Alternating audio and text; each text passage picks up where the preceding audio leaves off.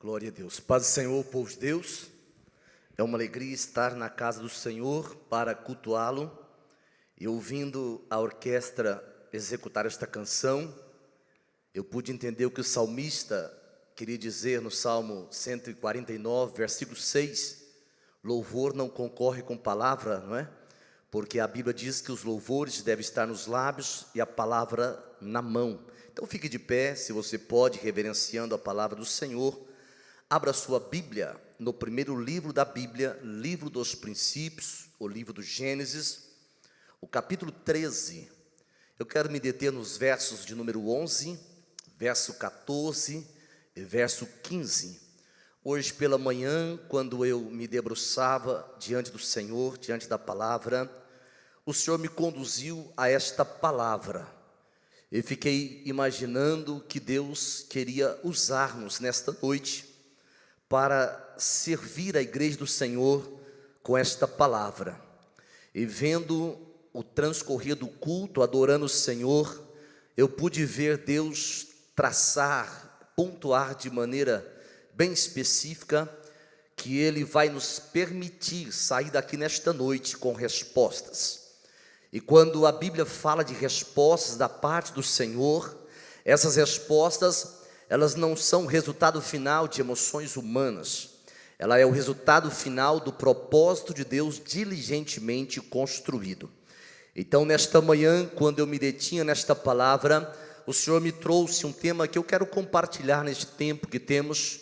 4 fatores que determinam as nossas escolhas. É impossível passarmos pela vida sem fazermos escolhas. Escolhemos onde morar, com quem vamos nos casar, a profissão, escolhemos muitas coisas, e nem o próprio Deus está isento de fazer escolhas. Quando o homem peca no jardim do Éden, ele, utilizando de toda a argumentação que ele imaginava ser válida, ele não é páreo para Deus, porque a Bíblia mostra que quando Deus podia, com todo o direito que lhe era permitido, destruir o homem, ele resolveu amá-lo, ele resolveu perdoá-lo, resolveu implantar um prêmio, um projeto, um plano extraordinário de salvação. É por isso que o médico amado, Lucas, escrevendo a palavra de Jesus, no capítulo de número 19, versículo 10, vai dizer, ele veio buscar, ele veio salvar o que estava perdido.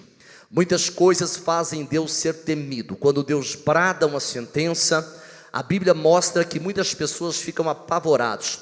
Mas o que mais faz Deus ser temido é aquilo que está no capítulo, o Salmo de número 130, versículo 4. Com ele está o perdão. Este perdão é a razão primária de eu e você estar aqui nesta noite, porque fizemos uma escolha. Diz a Bíblia, então Ló escolheu para si toda a campina do Jordão, e partiu Ló para o oriente, e apartaram-se um do outro. Isso quer dizer que aquilo que não nos une, seguramente nos separa. Isso é a lei da vida. O versículo de número 14, diz a Bíblia, e disse o Senhor a Abrão, depois que Ló se apartou dele, levanta agora os teus olhos, e olha desde o lugar onde estás, para o norte e o sul, o oriente e o ocidente. Isso é um novo posicionamento espiritual. Versículo 15, porque toda esta terra que vês, te hei de dar a ti e a tua semente, não por um tempo, não por um intervalo, mas para sempre. É uma aliança eterna, não situacional. Pode assentar-se. Eu quero ser bem resumido nesta palavra, mas longe de fugir o propósito de Deus, pelo qual Ele me comissiona a partilhar contigo esta palavra nesta noite. Quando eu meditava nesta palavra, eu pude entender que Deus, na sua soberania, Ele coloca no coração humano um conceito abstrato de forma concreta, ao ponto de alguém mesmo em fase terminal, em uma UTI de hospital, quando as pessoas já não acreditam mais na sua recuperação, quando o cenário, o diagnóstico médico, ele determina que há uma falência em andamento, a Bíblia vai explicar quando o pregador escreve o seu livro, capítulo 3, versículo 11 do Eclesiastes. A Bíblia vai dizer que Deus coloca a eternidade no coração do homem. Esse conceito abstrato que Deus coloca de forma concreta, Ele faz isto com uma única finalidade: que eu pudesse ter de forma consciente, de forma cognitiva, o conceito da eternidade. Porque a Bíblia vai dizer que nesses contextos de eternidade, a escolha que nós fazemos hoje, baseado naquilo que nós acreditamos hoje, naquilo que nós visionamos a partir do hoje, que nós somos a partir do agora, que vivenciaremos segundo aquilo que esperamos, é o resultado final de onde vamos passar a eternidade. E é pensando neste contexto todo aqui que eu compartilho, que os fatores que determinam as nossas escolhas não são pontos cultuais, não são pontos culturais, não são elegíveis a partir daquilo que nós concebemos em um lar que nós fomos criados, não, porque há famílias, há pessoas que muitas delas assentado aqui nesta noite, cultuando a Deus, servindo o Senhor com temor e reverência, que não tiveram o privilégio de nascer em um lar evangélico. Alguns não tiveram o privilégio de frequentar a escola bíblica dominical, mas em algum momento da sua vida, talvez tomado por circunstâncias adversas, por cenários completamente opostos, antagônicos à boa ordem, mas um dia foram tomados pelo poder da palavra. Um dia foi gerado no seu coração uma fé, que a Bíblia vai explicar na primeira carta que João escreve, no capítulo 5 e versículo de número 4, uma fé que é mais alta do que os sentimentos, uma fé que é mais alta do que acreditar de maneira piamente, é uma fé que João escreve, que é vitória que vence o mundo. Esta fé, a Bíblia reporta que na sintomática dos últimos dias este que seguramente eu e você estamos atravessando, a Bíblia vai explicar no sermão profético de Jesus, que Mateus o evangelista compartilha, no capítulo 24, versículo de número 10, que esta fé seria abandonada por muitos, e a consequência é que traições aumentaria. Esta fé, diz a Bíblia Sagrada, que quando o médico amado Lucas compartilha palavras de Jesus no capítulo de número 18 e o versículo de número 8, ele traz uma pergunta que no ambiente de Jesus é retórica. A pergunta é: quando o Filho do Homem vier, vai encontrar fé na terra? São fatores como esse que leva pessoas como eu e você um dia a compreender que o plano de Deus para a minha vida, para a sua vida, não é condicionada à razão humana, mas é a expressão máxima de uma fé. A Bíblia explica que em todos os mestres da palavra, todos os homens que empreenderam uma relação profunda com Deus, eles viveram um axioma que Deus, o próprio Deus, reporta no livro do profeta Abacuque, lá em Abacuque, no capítulo de número 2, quando o profeta Abacuque tenta com as suas conjecturas pessoais, as suas afirmações de maneira pessoal, experiencial, ele começa a contestar o próprio Deus, dizendo: Deus, será que o Senhor não percebe que está havendo violência exacerbada na terra?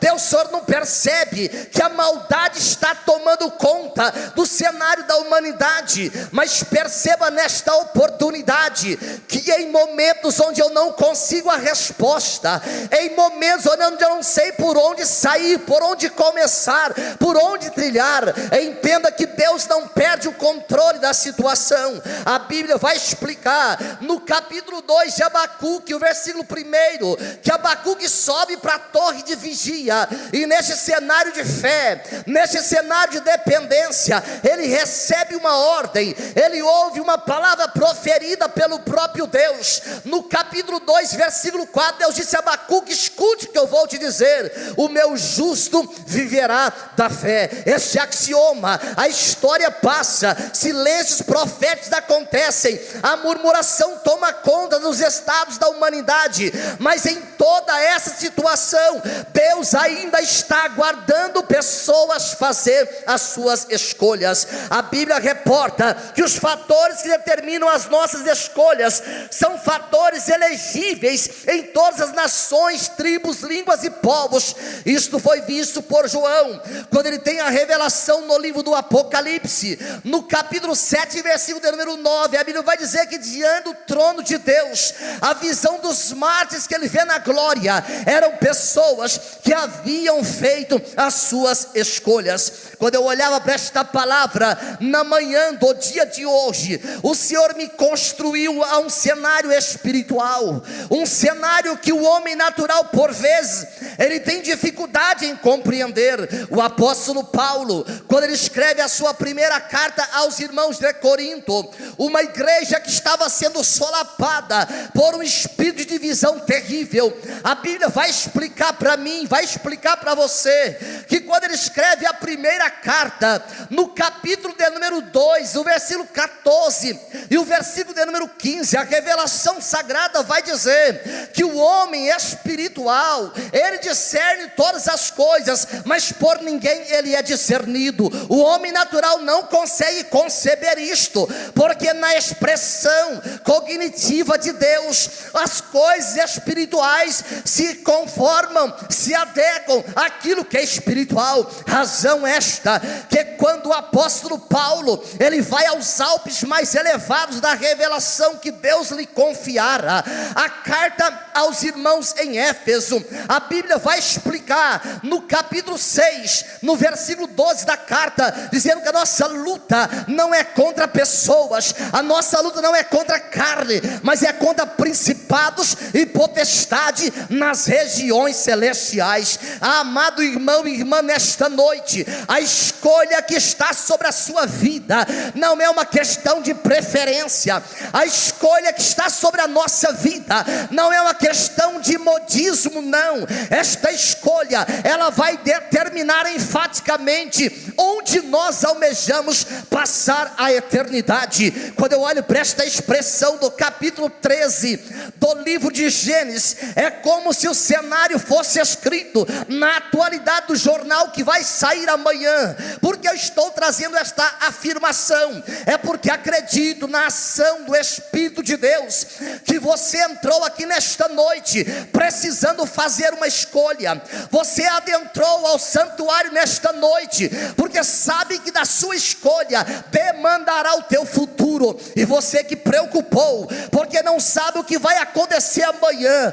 o luto bateu na tua casa, a enfermidade tirou as suas expectativas, os seus amigos lhe decepcionaram, mas tem uma coisa, a Bíblia vai dizer que se nós mesmos sendo infiel, Ele permanece sendo fiel. Rabacandarabagaias. A expressão de você estar aqui nesta noite, para você pode ter significado a última parte da etapa, mas como foi falado nesta noite, é um dia do seu recomeço, porque a escolha que você fará nesta noite, ela vai mudar por completo, não só o futuro, mas a expectativa pela qual você vai chegar até o seu futuro. A Bíblia, quando o salmista escreve o Salmo 31, versículo de número 15, o salmista vai dizer: o meu futuro já está nas mãos do Todo-Poderoso.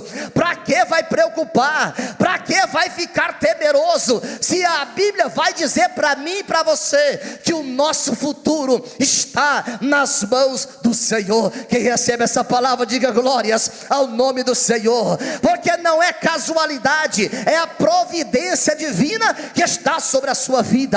Meditando nesta palavra, a Bíblia mostra o cenário de uma família que não tinha a menor perspectiva bíblica de evidenciar como ícone, de evidenciar como exponencial da fé. Mas quem disse para mim, quem disse para nós que para poder experienciar isto precisava nascer em uma família evangélica? Não. A Bíblia vai dizer que a salvação, o projeto mais imperioso de Deus, Deus, o mais extraordinário de Deus, ao ponto de o apóstolo Pedro, quando escreve a sua primeira carta, no capítulo de número 1, no versículo de número 12, a Bíblia vai dizer a parte B: os anjos anelaram perscrutar que salvação é esta. Esta salvação, ela foi profetizada pelos profetas, mas eles não entenderam.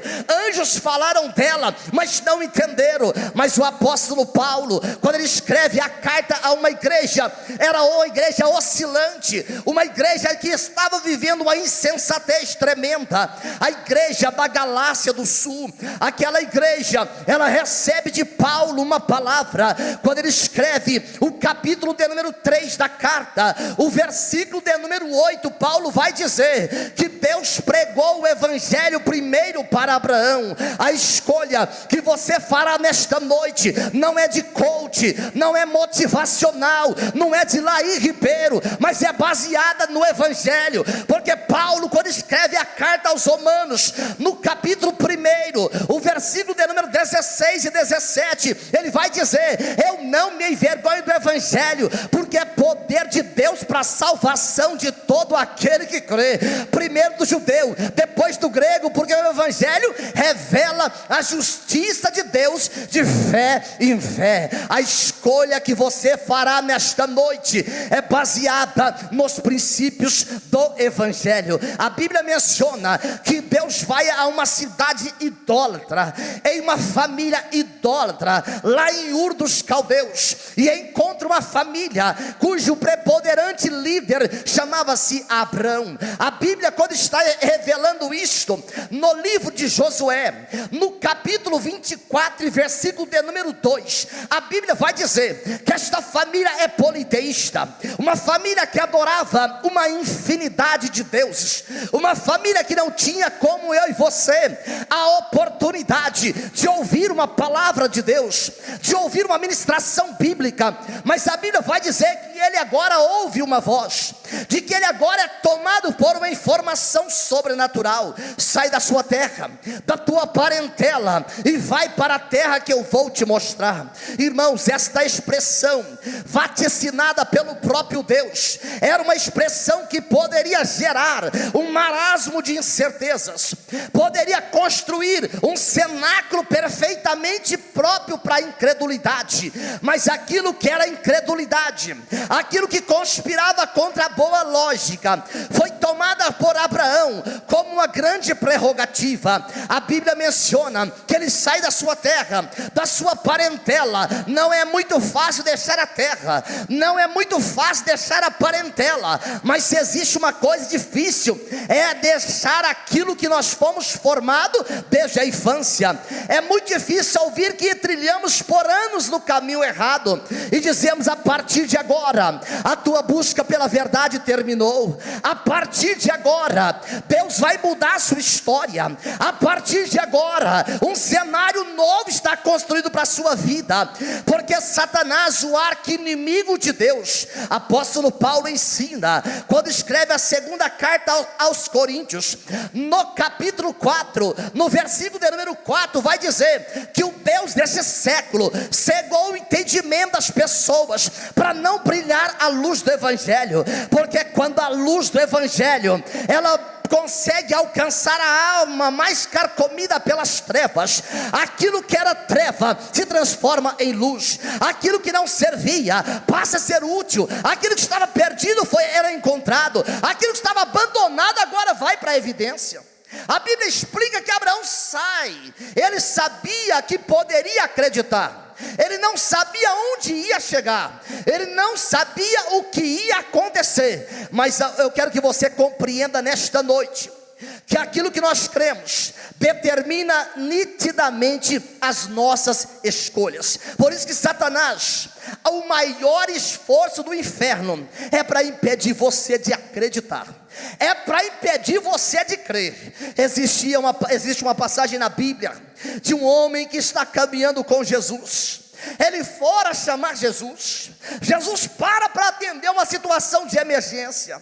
E agora, quando alguém diz: não adianta mais, a sua filha já morreu, já não tem mais expectativa, Eu posso ver pelos olhos da fé, Jesus segurando na mão daquele homem, dizendo assim: olha, só crê, só acredita. Você pode não ter o pé para pisar neste momento, você não pode não ver o cenário do dia de amanhã, mas se você sair daqui crendo, aleluia, o maior patrimônio imaterial da humanidade não é aquilo que a Unesco determina, a ONU determina, mas é o que o céu determina, a fé que é provada. O apóstolo Pedro, quando ele escreve a sua primeira carta, no capítulo 1, versículos 7 e 8, ele vai dizer que a fé é provada, porque esta fé que está sendo cimentada no seu coração, é tudo que você precisa para fazer uma escolha nesta noite.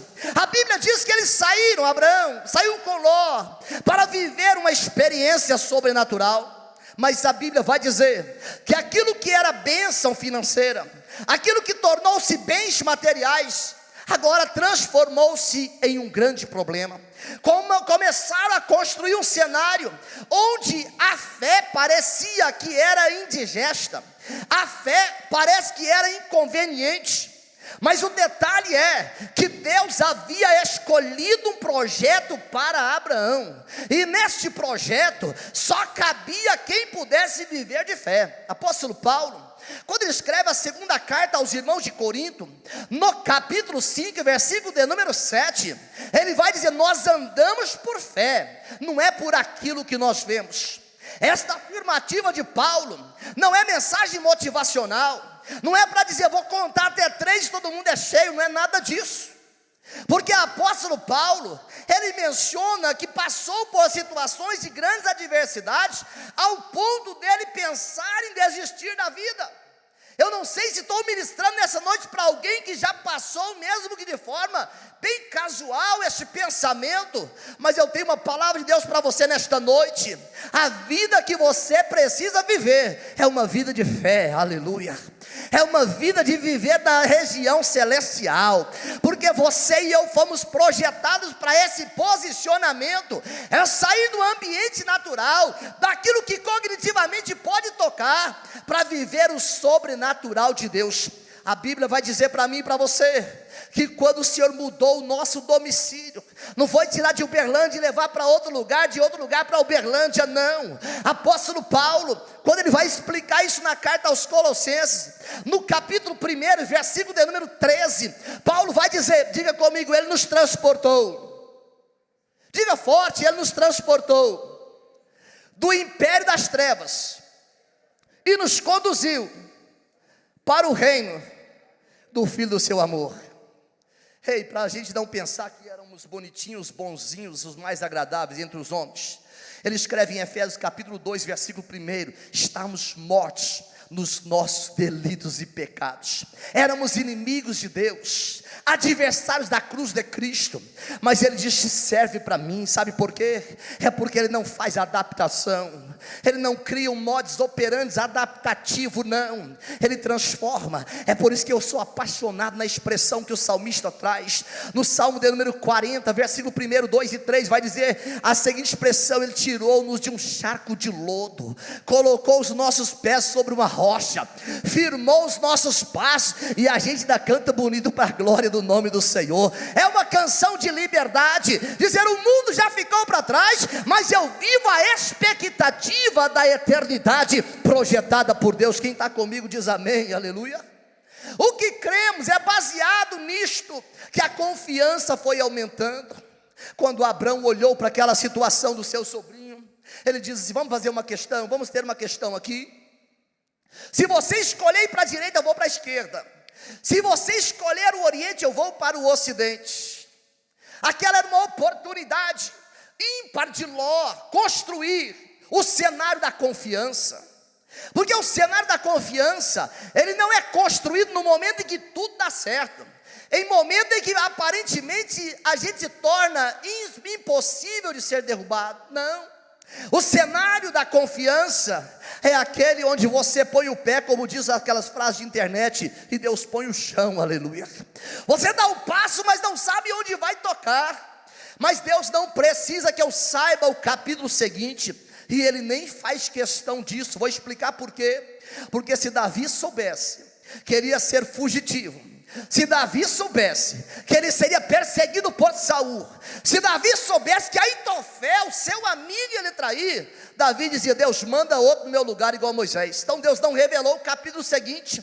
Por que é que a gente não desiste? Por que é que mantemos a escolha?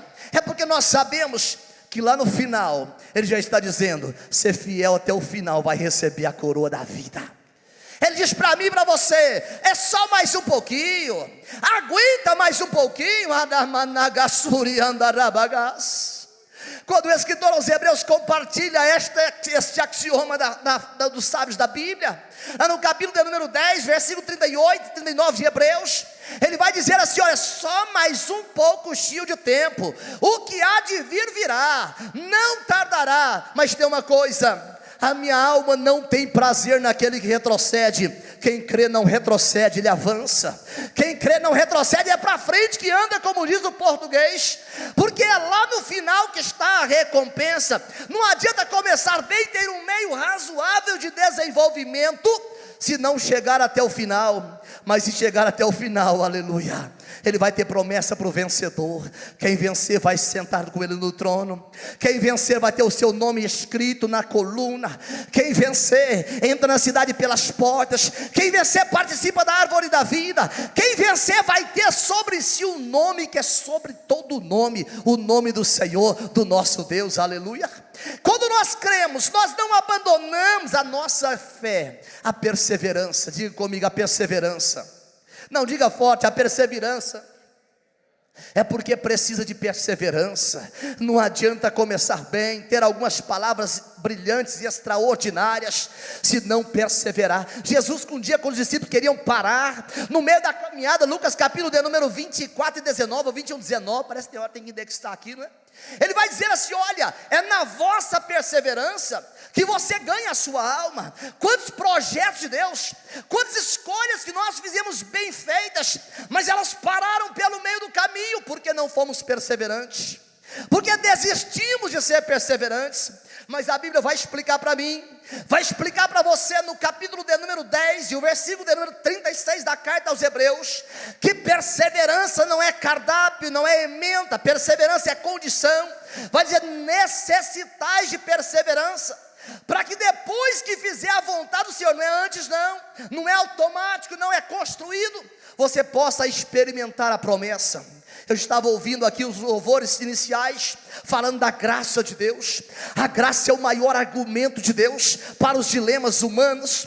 A graça é o maior argumento de Deus, quando aparentemente eu não tenho as respostas que eu preciso, porque a graça supre onde você passar por adversidades, seja elas intensas ou menos intensas. A provisão de graça não vai faltar na sua vida. Se passar pelo vale, vai ter provisão de graça. Se passar pelo deserto, vai ter provisão de graça. Se passar pelo fogo, vai ter provisão de graça. Até no fogo, até no fogo. O profeta Isaías vai explicar no capítulo 43, versículo de número 2, ele diz: quando passares, ele não eximiu, não testou probabilidades. Quando passares pelas águas, elas não te submergirão. Quando passares pelo fogo, a chama não arderá em ti. Isso chama provisão de graça de Deus sobre a minha e sobre a sua vida.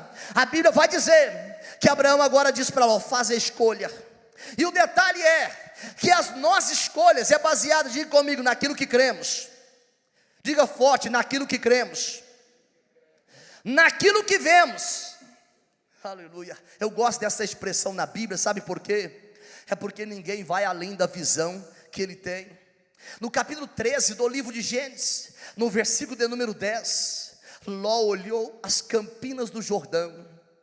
Era tudo que a carne gosta, era tudo que aparentemente tinha boa reputação diante dos homens. Era ir para o lugar escolhendo. Mas o detalhe é que a Bíblia mostra reiteradas vezes que aquilo que enche os olhos, quase via de regra, esvazia a alma. Aleluia. Só para gravar: aquilo que enche os olhos, quase via de regra, aleluia, esvazia a alma. E saiba de uma coisa nesta noite: que o diabo não está preocupado em seduzir os olhos. Isso é apenas parte da estratégia satânica, mas é esvaziar a alma, aleluia. Por isso que o salmista, quando ele conversava consigo mesmo, naqueles pensamentos, naquele tipo de questionamento que a gente não tem coragem de falar com o nosso pastor, o nosso amigo, o nosso cônjuge. Ele vai dizer assim: a minha alma, Salmo 42, ela tem sede de Deus. Quando é que eu vou no culto? Quando é que eu vou me apresentar diante do Senhor? Para você que pensou que era uma mera programação estar aqui nesta noite, resultado final da sua vontade pessoal, não, é porque Deus te trouxe aqui nesta noite para você fazer uma escolha, aleluia. E esta escolha mudará perfeitamente, plenamente a história da sua eternidade. Ló olhou Campina do Jordão e ele diz: é tudo que eu preciso. E ele se separa de Abraão. E quantas pessoas, porque começaram a cantar mais bonito, porque começaram a tocar mais bonito, mais especializado, começaram a ter alguma desenvoltura no mundo material, ele diz: não, eu estou por cima, eu estou mais alto, não dá mais para adequar, eu quero uma coisa nova, eu quero uma coisa extraordinária. E não existe nada novo debaixo do céu, está na Bíblia, mas para aqueles que esperam novos céus e nova terra, há um novo nome, há uma nova casa, há uma nova expectativa. Você precisa fazer a escolha certa, aleluia, porque a escolha certa vai nos levar ao lugar acertado. 1 Reis capítulo 4, versículo 32, diz a Bíblia que Salomão escreveu 3.000 provérbios, mas aquele que mais me impressiona nos seus escritos está em Provérbios 16 e 25. Há caminhos que para o homem parecem caminhos de direito, caminhos bons, mas no final é caminho de morte. A maior tristeza de quem fez uma mal escolha não é perder o carro, não é perder a casa, não é perder o casamento, são perdas tremendas sem dúvida, mas é saber que no dia final, aleluia, perdeu a sua oportunidade, que ouviu mensagens, que cantou hinos espirituais, que ouviu a orquestra tocar, que ouviu as mais belas mensagens, impressionantes até, mas não foi suficiente para conduzir a sua escolha ao caminho certo, aleluia. O caminho do céu continua sendo apertado e a porta continua sendo estreita, mas o segredo é que vale a pena ser fiel até o final. Para me encaminhar para o término aqui desta palavra, aleluia. Quando Ló sai de perto de Abraão, a Bíblia diz que ele foi mudando a sua tenda até chegar em Sodoma. O pecado não é um acidente, não é. O pecado não é acreditado na conta de Deus, debitado na conta de Deus, dizendo: Deus, não aguentei, o senhor sabe, né? Carne é fraca, está até na Bíblia. Não, não é isso não. Porque Paulo, quando escreve a primeira carta aos Coríntios, no capítulo de número 10, no versículo 12 e 13, ele vai dizer: quem está de pé cuida para não cair. Mas no versículo 13 ele vai dizer: não vem tentação que não seja humana, mas junto com a tentação, ele vai dar uma porta para a gente escapar, aleluia. Ló fechou com a própria mão a porta, jogou a chave pelo lado de dentro e foi dando concessões. Chegou em Sodoma. Quando ele chegou em Sodoma, todo o seu sonho transformou em pesadelo, todos os seus temores se materializaram, porque quantas pessoas desistindo da casa do pai, dizendo: não, não dá mais para ser crente, eu queria uma coisa nova. Sabe qual é a coisa nova? Persevera até o final, porque o céu é novo, nós vamos inaugurar o céu. Quando ele chegou lá, toda aquela gente eram terríveis pecadores diante do Senhor.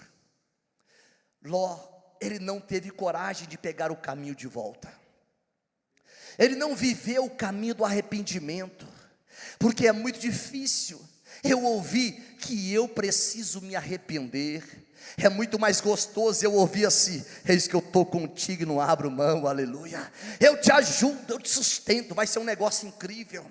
Mas quando eu ouço o Espírito de Deus dizendo: arrepende, lembra onde você caiu, pratica as primeiras obras, porque senão a sua oportunidade vai passar, a sua escolha vai terminar.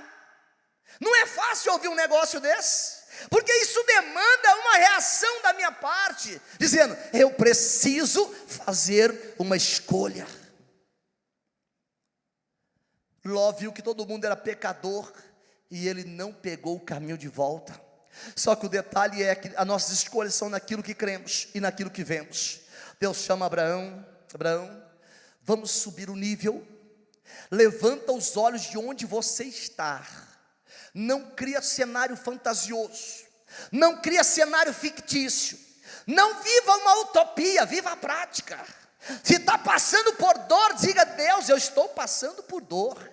Se está passando por momentos de crises de fé, diga para Deus: Deus, aumenta a nossa fé. Os discípulos disseram isso e Jesus falou: pede isso, abençoado.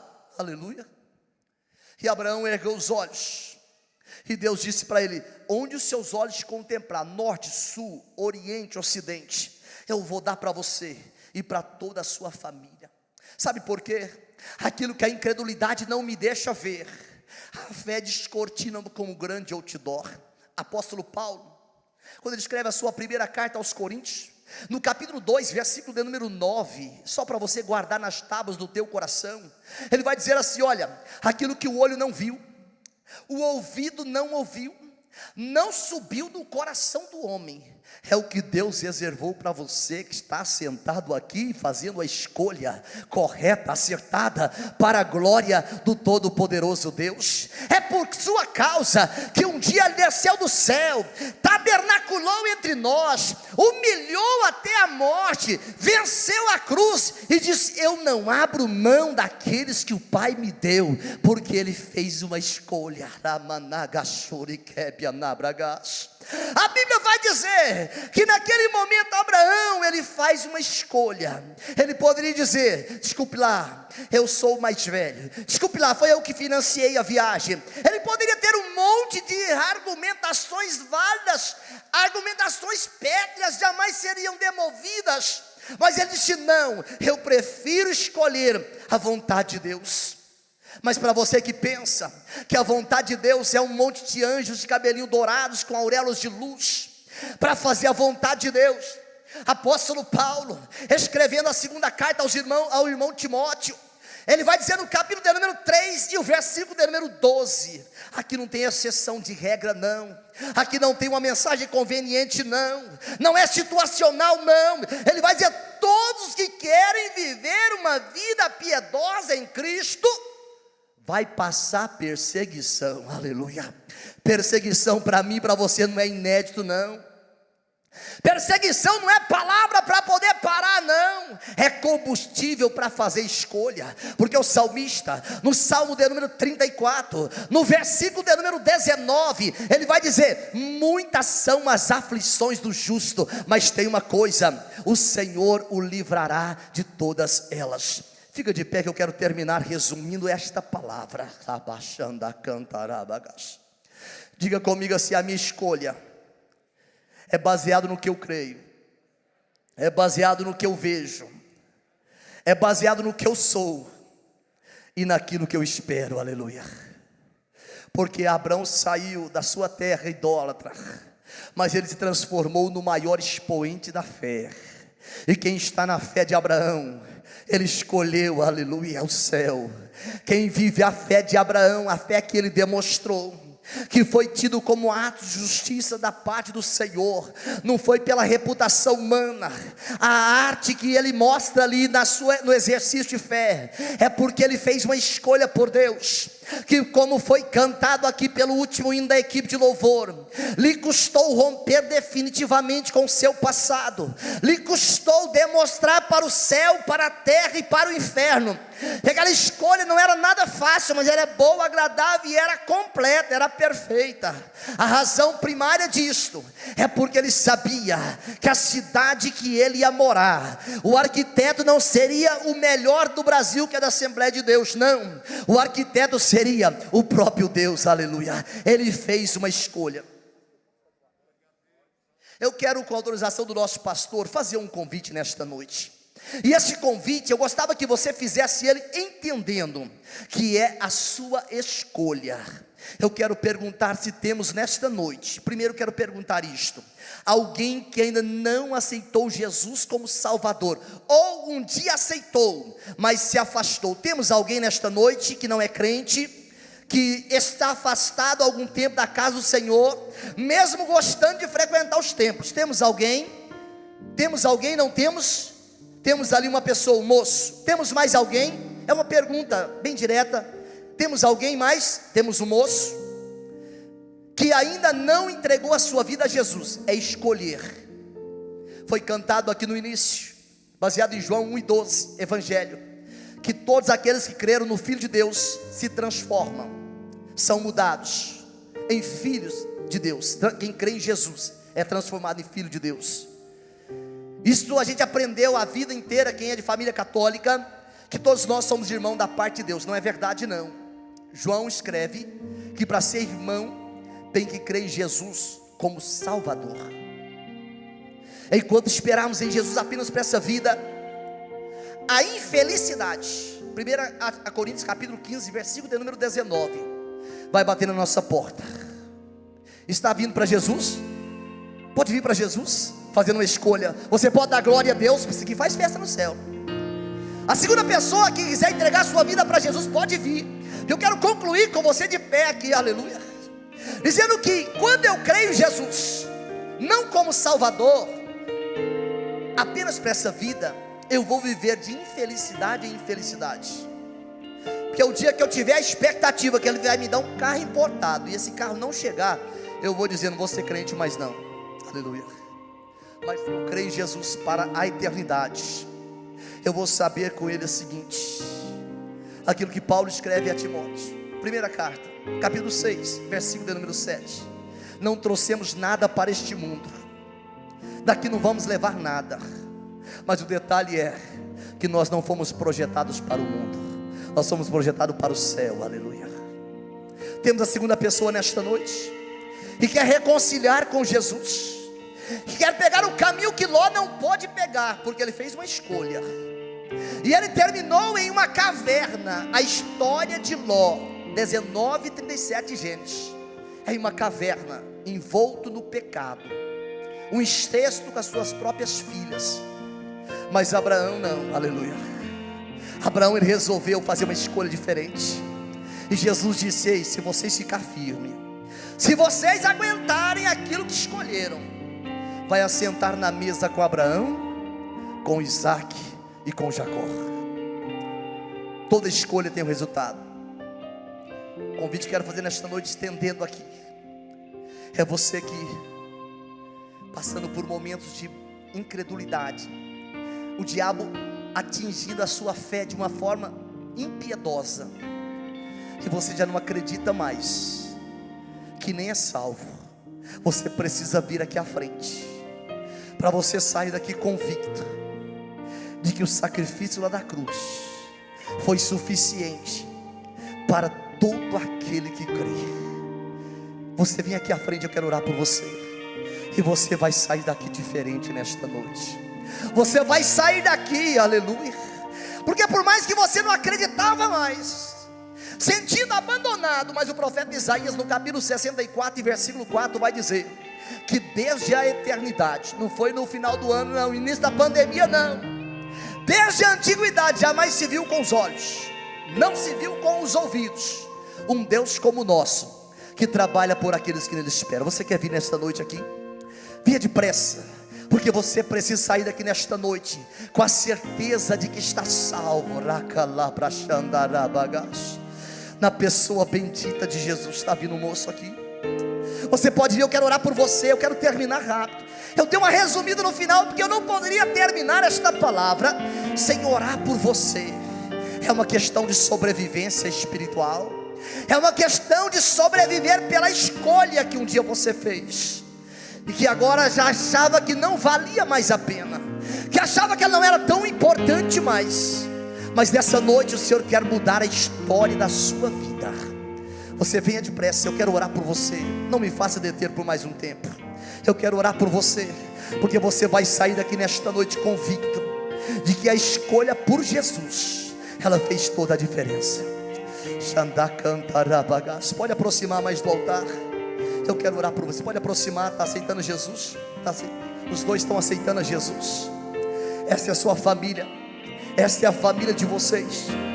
Porque nós estamos indo, está mais um terceiro moço aqui, estamos preparando, os últimos passos estamos dando, porque nós estamos indo para o céu, aleluia. É só mais um pouquinho de tempo, só mais um intervalo, e você não vai desistir no capítulo final.